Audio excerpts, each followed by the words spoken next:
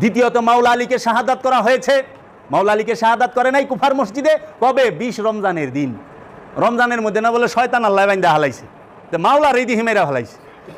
এটা কত বড় শয়তান! ওটা কত বড়!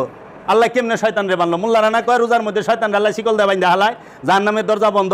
তো 20 রমজানের দিন, 19 রমজানের দিন মাওলা আলী আলাইহিস সালাতু ওয়াস সালামকে আঘাত করা হয়। তাহলে মাওলা আলীকে আঘাত করলো রোজার মধ্যে, মসজিদের ভিতরে নামাজ পড়া অবস্থায়, এগো কথাই। তো শয়তান ছুটলো কেমনে? ঘুষ খাইছিল কেউই? শয়তানরা অল্প সময় ছেড়ে দিছে। যেরকম আমরা বাংলা ছবির মধ্যে দেখি না যে জেলের কর্মকর্তারা কিছুক্ষণের জন্য ভিলেনরে ছাইরা দেয় টাকা, ভিলেন যা খুন টুন করে আবার একটা প্যান্ট শার্ট পিন্দা গুসল টুসুল কইরা বইয়া পড়ে জেলখানার ভিতরে। হয় উনি তো জেলেই ছিলেন, তা আমার মনে হয় শয়তান এরকম ঘুষ টুস কেউরে দিছিল, অল্প সময় লেগে ছাড়ছে। মাথায় কিছু নাই, কিচ্ছু নাই। পিস সাহেবরাও গান গায়, পিস সাহেবরা যে বালা তা কইলে না, উটিও নিক সুমা কাসু।